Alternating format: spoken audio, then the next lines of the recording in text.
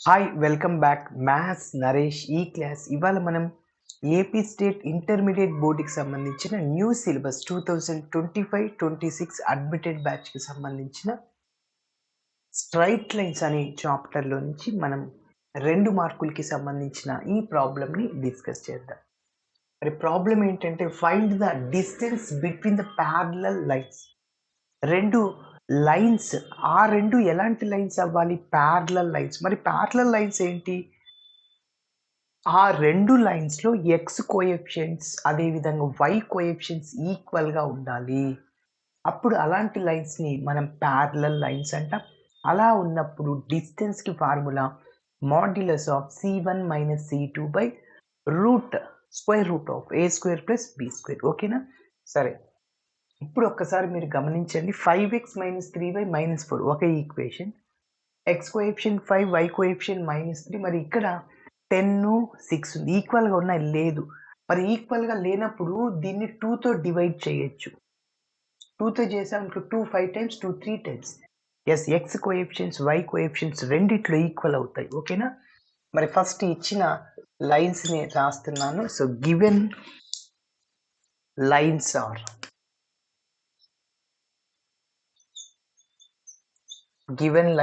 So ఒకటోది 5x - 3y - 4 is equal to 0. దీనికి ఒక నంబర్ ఇచ్చేస్తున్నాను. Next 10x - 6y - 9 is equal to 0.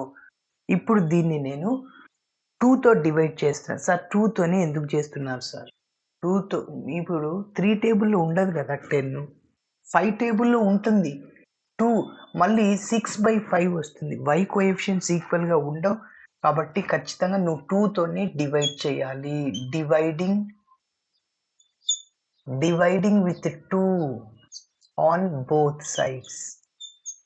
2తో డివైడ్ చేస్తున్నాను. మరి ఏమవుతుంది? 10/2, 6/2, 9/2 ఈజ్ ఈక్వల్ టు 0. మరి 10/2 అంటే 5 కదా? Yes.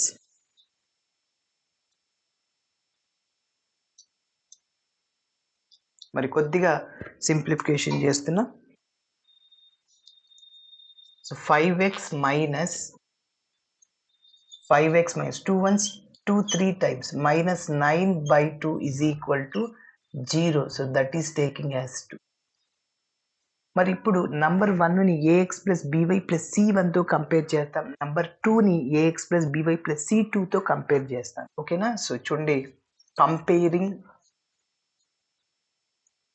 equation 1 with ax plus by plus c1 is equal to 0 we get. మరి కంపేర్ చేస్తే x కోఎఫిషియంట్ ఏంటి? 5. సో అంటే a is equal to 5, y coefficient -3, మరి c1 మొదటి లైన్లో -4. ఓకేనా? మరి రెండవ లైన్లో అదేవిధంగా xy కాన్స్టెంట్స్ని కంపేర్ చేస్తాం. So comparing equation 2 with ax plus by plus c2 is equal to 0 we get. అప్పుడు a is equal to 5, b is equal to -3, c2 is equal to constant ఎంత? -9/2. ఓకేనా? సో ఇప్పుడు మీరు గమనిస్తే నంబర్ 1 to 2 ప్యారలల్ లైన్స్ అవుతాయి. So therefore equation 1 and 2 are parallel lines.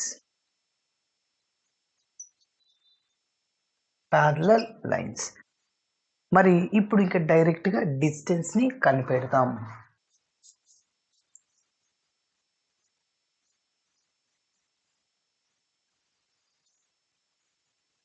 So therefore the distance between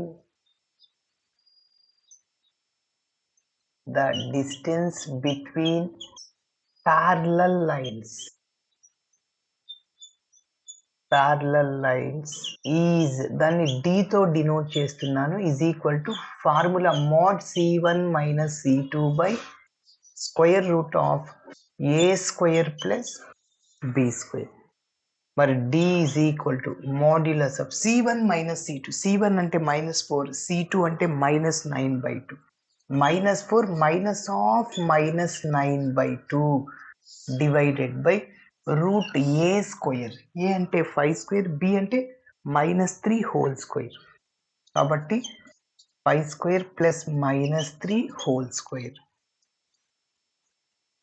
so d is equal to -4 plus అవుతుంది, minus into minus plus, yes, divided by root 25 plus 9.